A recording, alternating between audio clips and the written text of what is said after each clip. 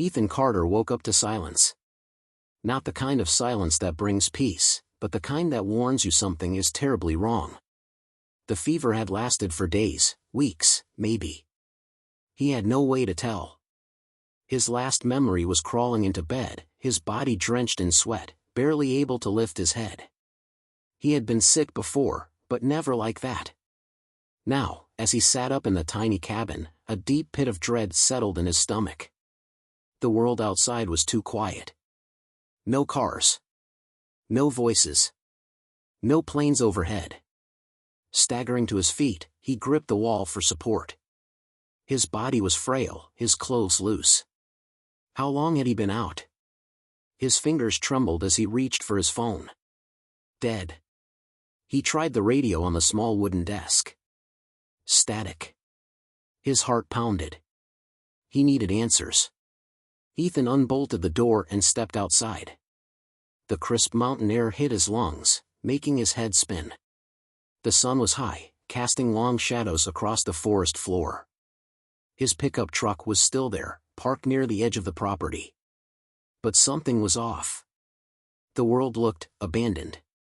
His stomach clenched. He wasn't in some deep wilderness, just a few miles from the nearest town.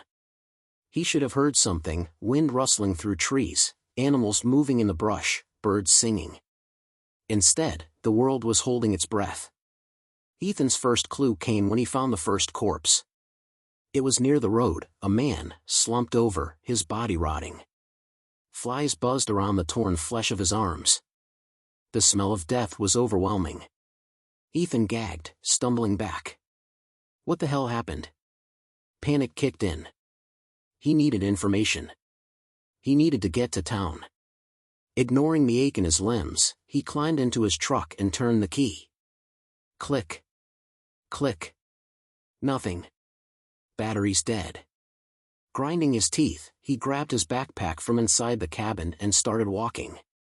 He had enough strength for a few miles. If something terrible had happened, he had to know. The road into town was eerily empty. No traffic. No people. Just rusted, abandoned cars, some crashed, some left in the middle of the street with doors wide open, as if the passengers had fled. When he reached the outskirts, his stomach turned to ice. The town was dead. Windows were shattered. Grocery stores ransacked. Blood smeared across the pavement, leading to bodies, mangled, torn apart. And then he saw them. Shambling figures in tattered clothing, faces pale, eyes lifeless. Moving in slow, unnatural jerks. Zombies. Ethan ducked behind a wrecked SUV, heart slamming in his chest. His brain refused to believe what his eyes saw. This wasn't real. This was a nightmare. But then one of them sniffed the air.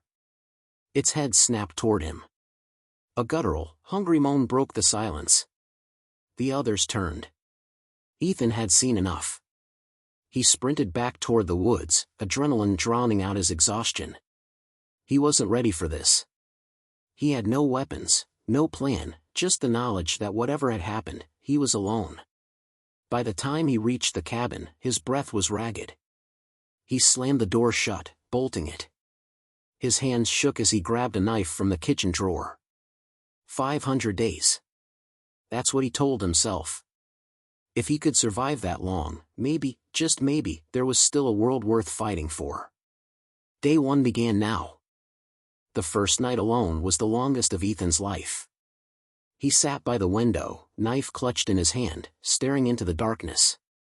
Every creak of the cabin, every rustle of wind through the trees, made his pulse spike. He had seen them, the dead walking, hunting, existing where they shouldn't. It wasn't just some localized disaster. The town had been dead for a while. The bodies, the abandoned cars, the way nature had begun reclaiming the streets, this wasn't new. Somehow, while he had been sick, the world had ended. By morning, exhaustion took over, and he allowed himself a few hours of restless sleep. But survival wouldn't come from hiding inside a wooden shack. He needed food, water, weapons, a plan. The first forage. Ethan didn't leave the cabin unarmed. He had his hunting knife, a hatchet, and a thick branch sharpened into a makeshift spear. Stepping outside, he felt the weight of silence again. No birds. No insects. No signs of life. His first stop was the small shed near the treeline.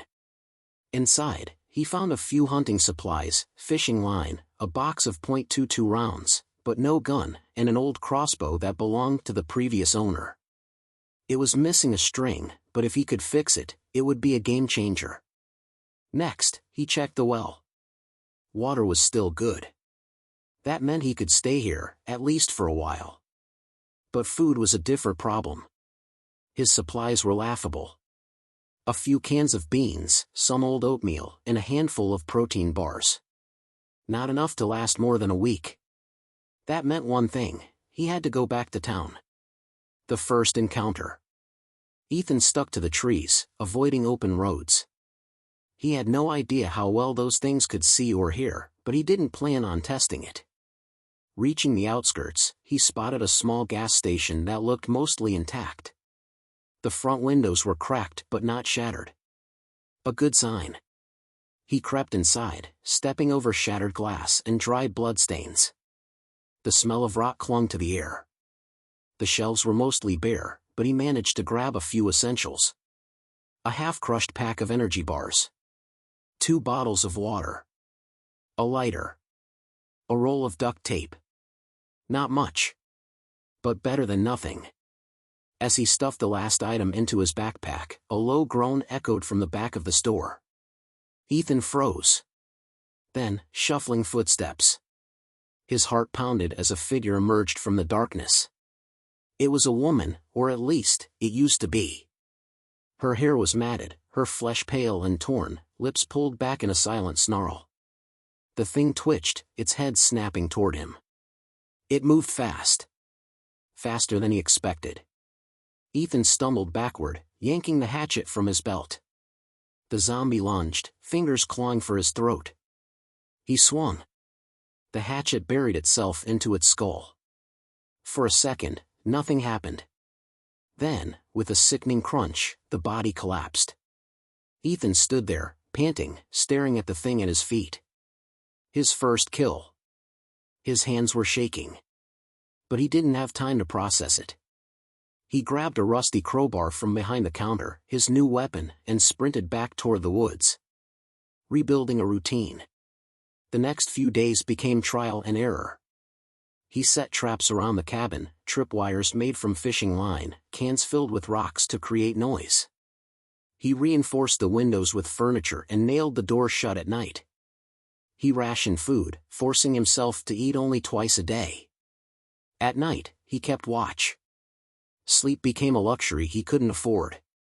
The first week was brutal. Loneliness gnawed at him more than hunger. He kept expecting someone to show up, to tell him it was all a mistake, that the world wasn't really gone. But nobody came. The calendar of survival. To keep from losing track of time, Ethan scratched a mark into the cabin wall every morning. 1 week down. Only 493 days to go. By the 10th day, Ethan realized he had to make rules, a code to survive. His days had started blending together, each one filled with the same grim routine: scavenge, eat, fortify, and wait for nightfall. It wasn't sustainable. His body was already feeling the effects of rationing, his arms thinner, his energy lower. If he wanted to survive 500 days, he needed structure. He carved the rules into the wall next to his tally marks. Rule number 1, never let hunger make you stupid. Desperation was a killer. The town was a goldmine of supplies, but it was also a graveyard. If he got reckless, he'd be one mistake away from becoming a meal. Rule number 2, keep moving, stay quiet. Zombies didn't just stand around, they followed noise, movement, anything that felt alive. Ethan learned that the hard way when he almost got caught leaving a store with a noisy can of peaches. Rule number 3, trust no one. It wasn't just the dead he had to worry about. The world had collapsed.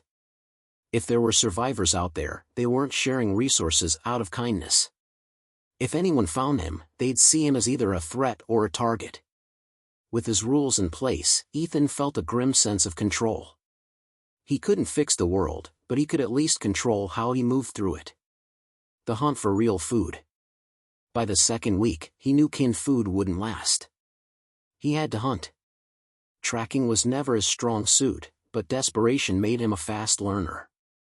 Rabbits, birds, even squirrels, anything that moved was on the menu. His first success came after hours of waiting. A rabbit wandered too close to his snare trap.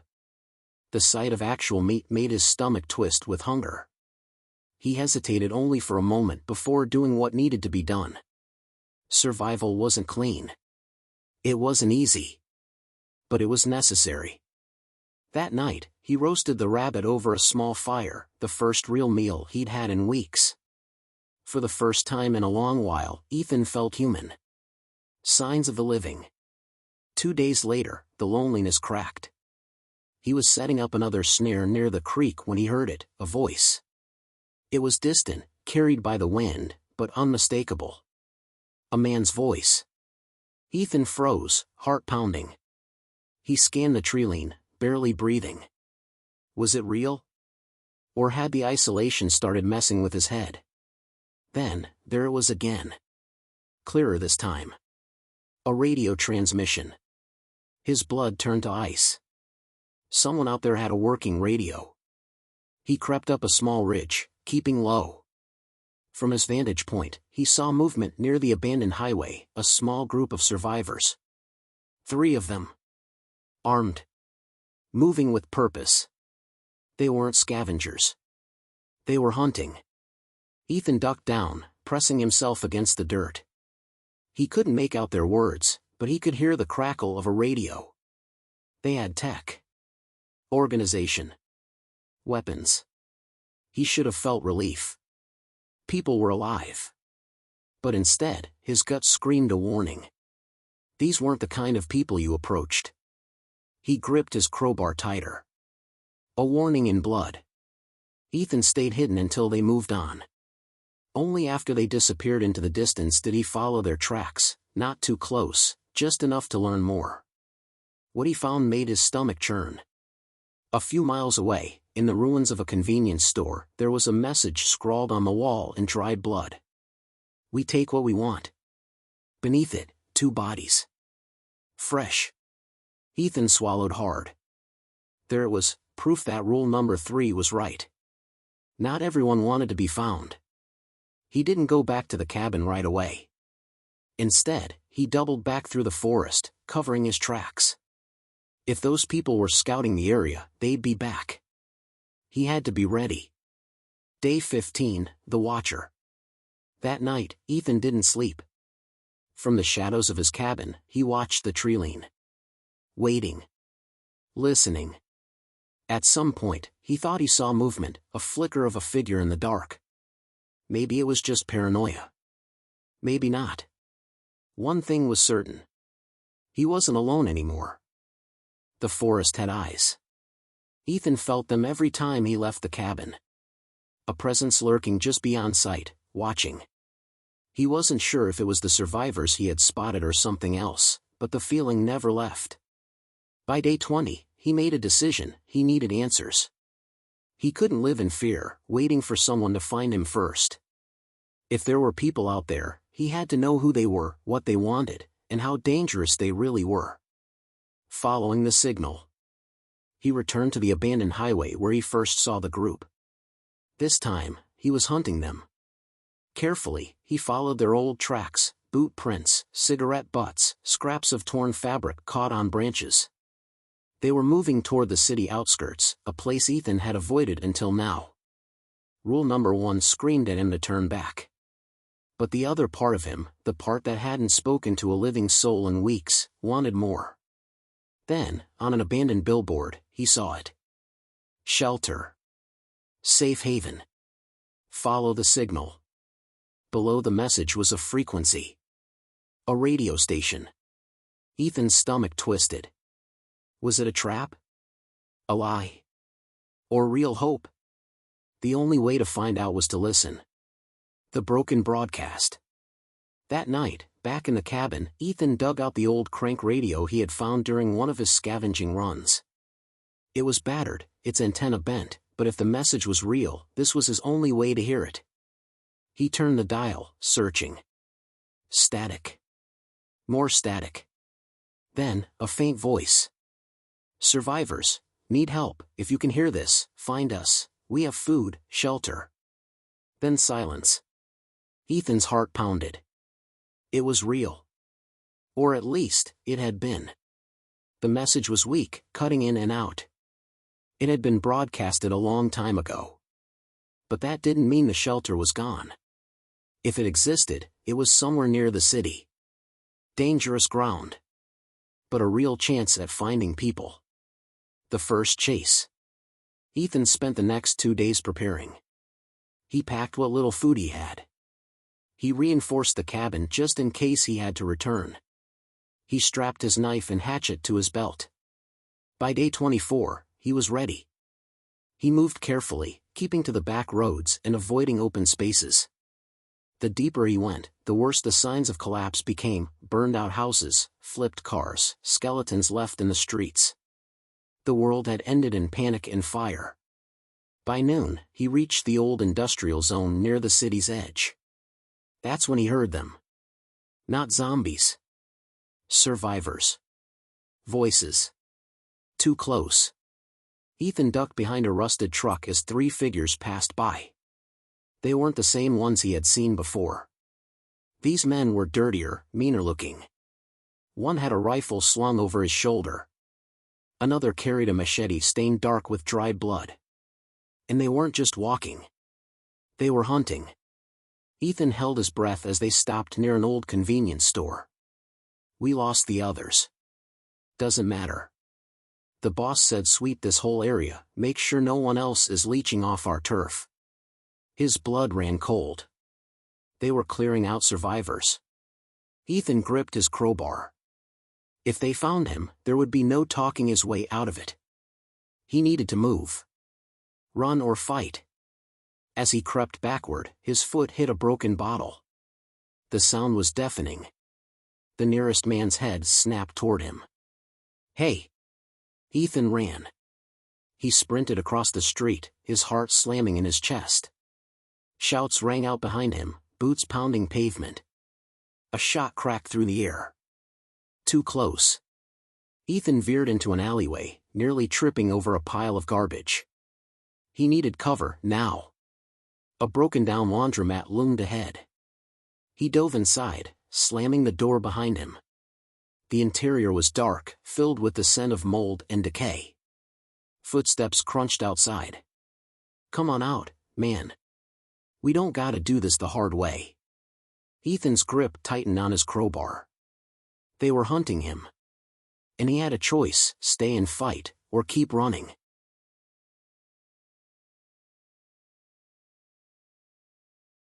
Ethan's breath came in sharp, silent gasps as he pressed himself against the washing machines. The hunters were close. Outside the laundromat, boots scraped against broken pavement. Shadows moved across the grimy windows.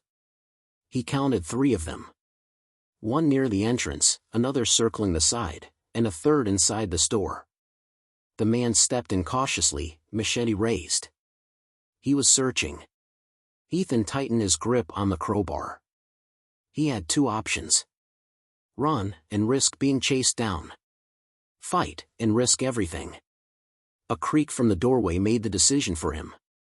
He had seconds before the second man came in. No choice. He had to act. The first kill. The machete-wielding man moved past a row of washers, scanning the dark corners. Ethan lunged. His crowbar slammed into the man's knee. The sickening crack of bone echoed through the empty laundromat. The man barely had time to scream before Ethan swung again, this time at his skull.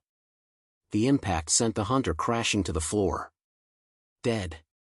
For a split second, Ethan froze. His first human kill. Then, gunfire. Bullets shattered the laundromat window. The second man had seen him. Ethan dived behind a row of dryers as more rounds tore through metal and glass. "He's in there," the shooter shouted. Ethan's heart pounded. He couldn't stay pinned down.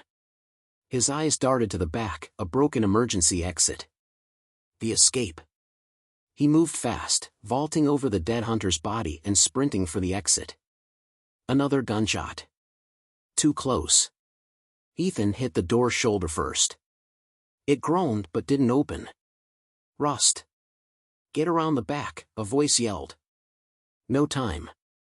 Ethan took a step back and kicked. The door snapped open, rusted hinges giving way.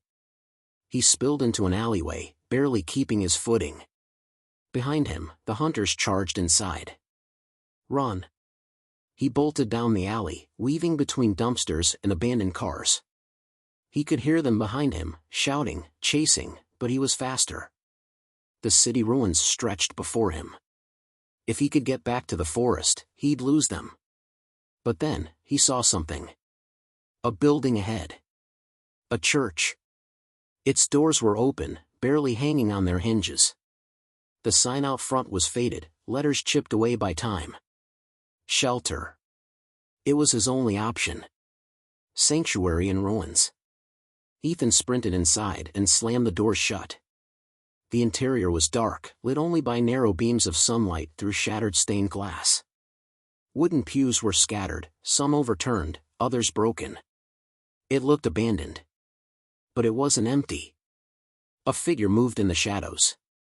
Ethan froze, his crowbar raised. Then a voice, a woman's voice. "Drop it." He turned his head slowly. A woman stood near the altar, a rifle aimed at his chest. She was maybe in her late 20s, her dark hair pulled back, her clothes dusty but practical, built for survival. "Not looking for a fight," Ethan said, keeping his voice calm. "I just needed a place to hide." Her eyes narrowed. "From who?" A voice outside shattered the moment. "Check the church." Ethan and the woman locked eyes. For a second, neither moved. Then, she muttered a curse, lowered the rifle, and gestured for him to follow. An unlikely alliance.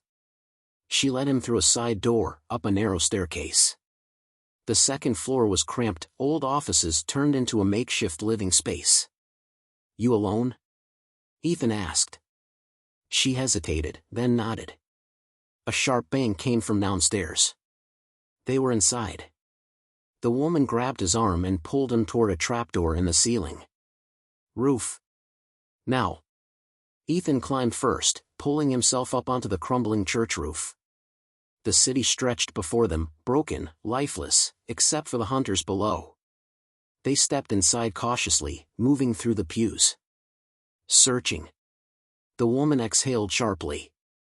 "Idiots won't stop till they find something." Ethan looked at her. "Got a plan?" She smirked. "Yeah. We kill them first." Ethan stared. "You serious?" "Dead serious." She checked her rifle. "We take them out, or they hunt us down later." "Your call, stranger." Ethan tightened his grip on his crowbar. He had just killed for the first time. Now, he had to do it again. There was no going back. The church roof creaked under their weight as Ethan and the woman crouched low, peering down at the intruders below. 3 hunters. Armed. Cautious. Searching. Ethan's grip on his crowbar was tight, his knuckles white. The woman, who still hadn't told him her name, kept her rifle steady, eyes sharp. She wasn't afraid. "They'll split up soon," she whispered. "That's when we hit them." Ethan exhaled slowly. One fight had been survival. This was an ambush. "Are we really doing this?" he asked. The woman smirked. "You got a better idea?" He didn't. The first strike. Down below, the first hunter, the one with the rifle, moved toward the altar, scanning the pews.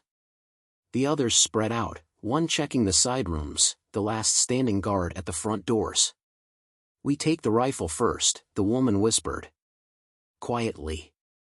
Ethan swallowed hard and nodded. She moved first, climbing down the trapdoor with practiced silence. Ethan followed, his heart pounding in his ears. The hunter at the altar was close now, muttering curses under his breath.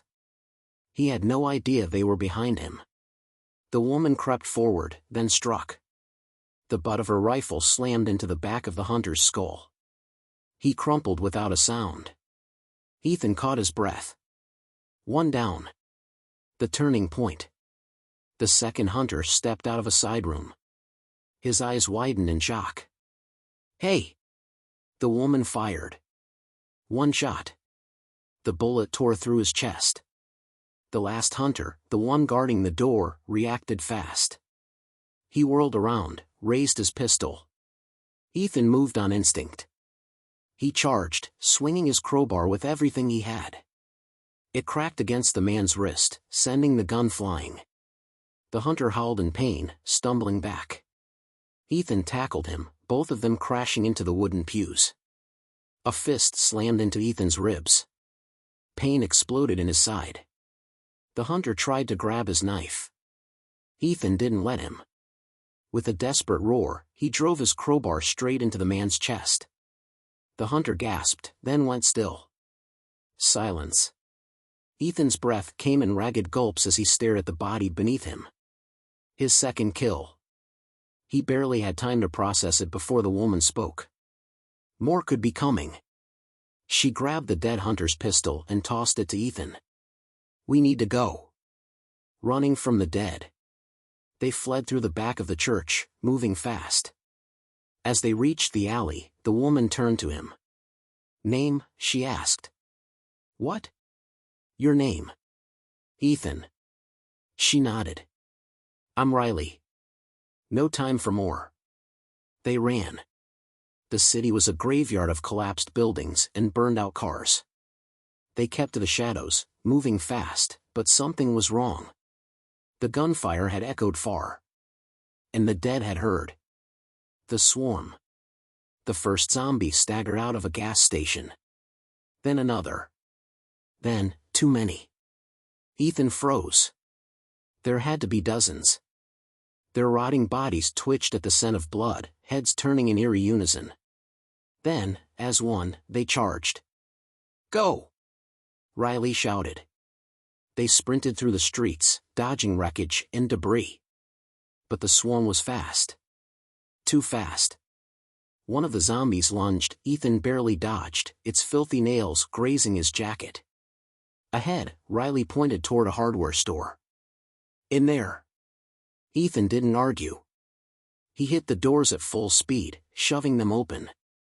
They rushed inside, slamming them shut just as the first zombies slammed into the glass. Cracks spiderwebbed across the windows.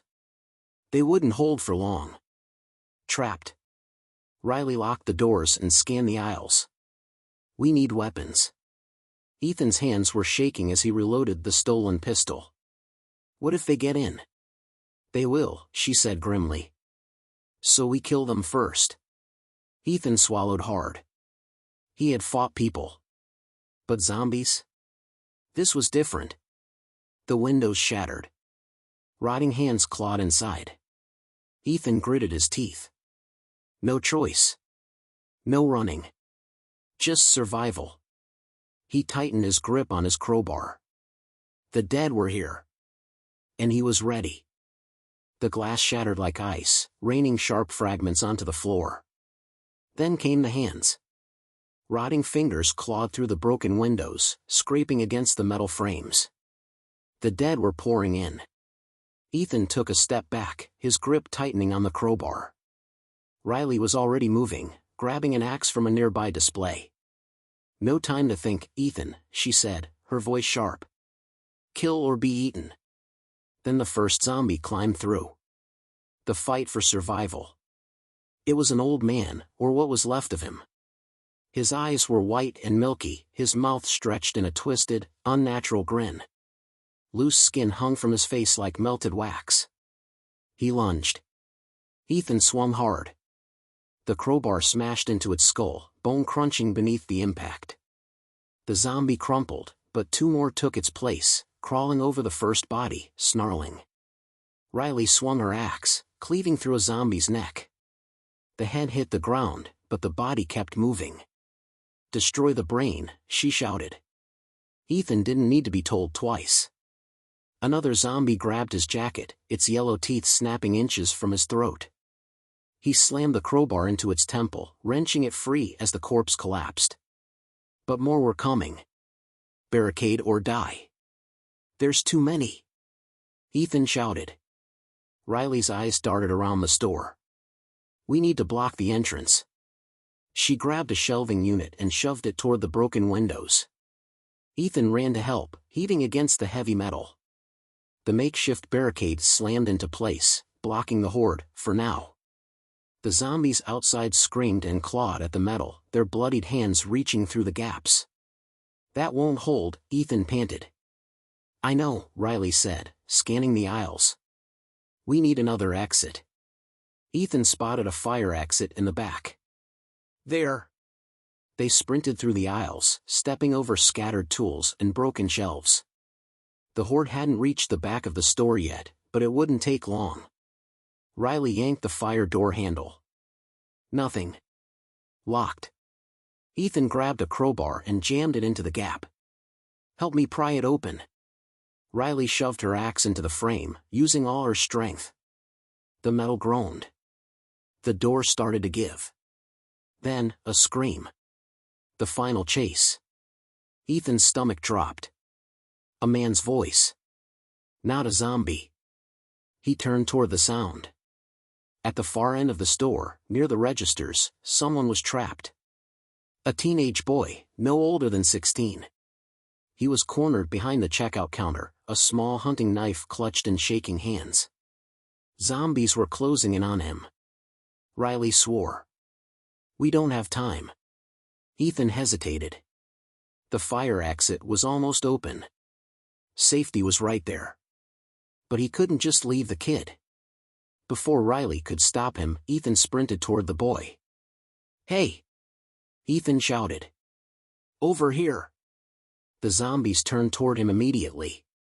He fired the pistol he had stolen from the hunter, hitting the closest zombie in the chest.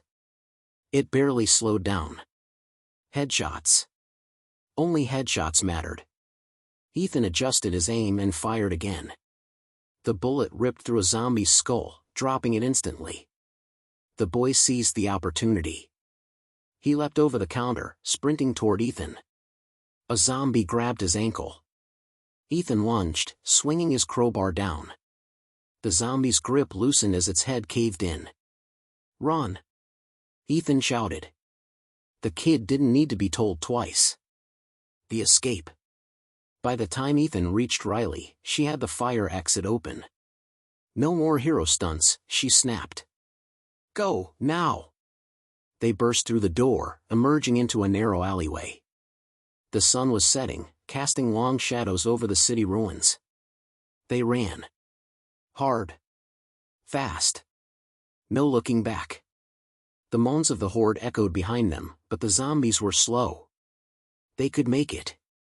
After 5 minutes of sprinting, they finally collapsed behind an overturned truck, gasping for breath. Silence. Only the distant groans of the dead remained. They had escaped. A new survivor.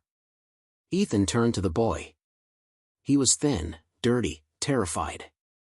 His hands were still shaking. "You okay?" Ethan asked. The boy nodded slowly. I think so. What's your name?" "Jace." Riley crossed her arms. "What the hell were you doing out here alone?" Jace swallowed hard. I was looking for the shelter." Ethan's breath caught in his throat. "The same shelter." Jace continued. "The radio message, why you heard it too, right? About the safe haven?" Ethan and Riley exchanged a look. "I don't know if it's real," Ethan admitted. Jace's expression darkened. "It has to be. I came all this way for it." Ethan understood that kind of desperation. He turned to Riley. "We were looking for the shelter anyway.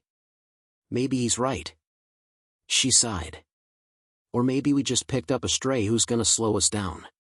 Jace's jaw tightened. "I can fight." Riley studied him, then exhaled. Fine. But if you turn into dead weight, I'm not carrying you. Ethan turned toward the ruined skyline. Somewhere, out there, was the truth. The shelter was either real, or it was a lie. Either way, they were going to find out. The three of them moved through the ruined city like ghosts, keeping low, keeping quiet. Every shadow could be death. Every noise could mean the end. The shelter. That was their goal. Their last hope. But hope was dangerous in this world.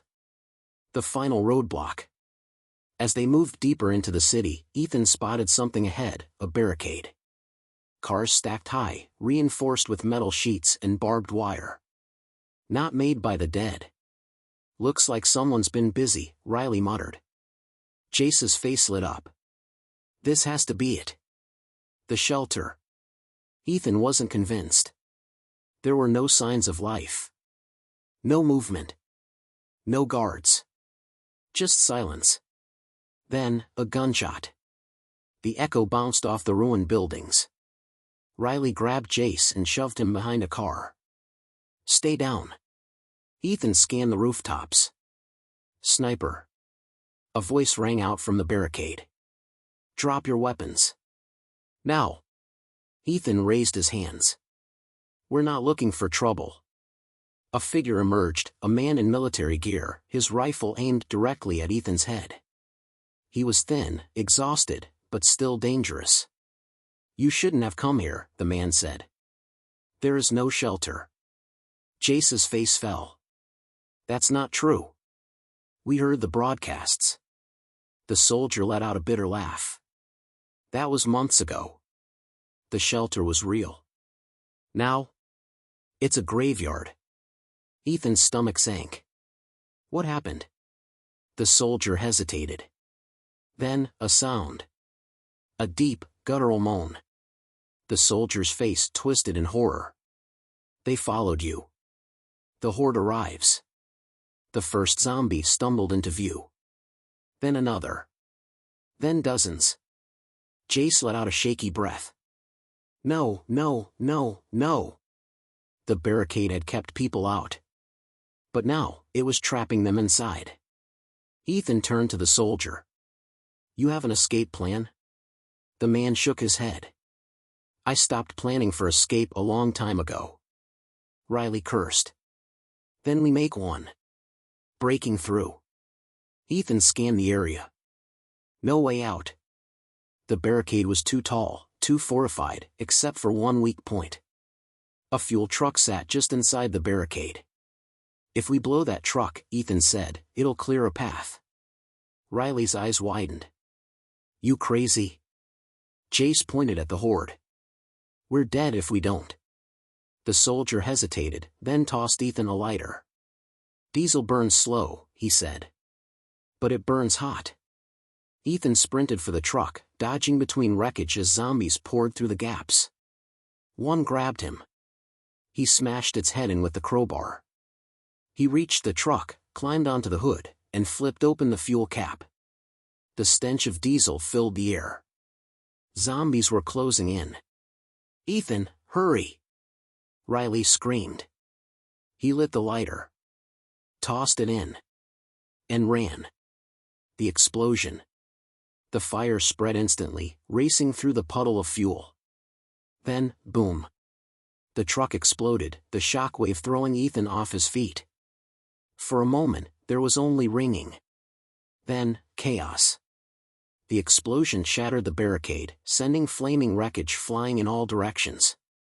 The zombies closest to the blast were incinerated. Smoke and dust filled the air, masking them from the remaining horde. Riley grabbed Ethan, dragging him to his feet. Move! They ran through the flaming wreckage, dodging burning bodies and collapsing debris. Jace and the soldier followed, sprinting toward the open street beyond. They had a way out. They were almost free. Then, Jace screamed. The cost of survival. A zombie grabbed him from behind, sinking its teeth into his arm. No! Ethan lunged, but it was too late. Jace's face twisted in agony. He fell to his knees as blood poured from the wound. Riley shot the zombie in the head, then turned to Jace, her expression blank. Ethan felt sick. Not again. Not another one. Jace's breathing was ragged. He looked up at Ethan, eyes filled with terror. I don't want to die like this. Ethan's throat tightened. We can. There's no cure, Riley said coldly. Jace gritted his teeth, his hands shaking.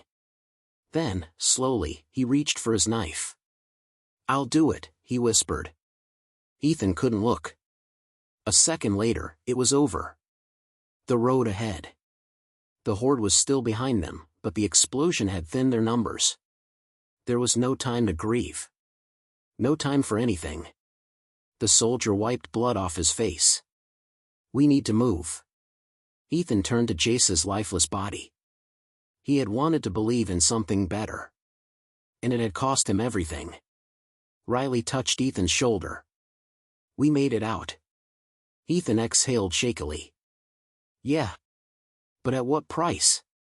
As they disappeared into the ruins, the sun finally set, casting long shadows over the dead city. The shelter was gone. The world was still a nightmare. But they were alive.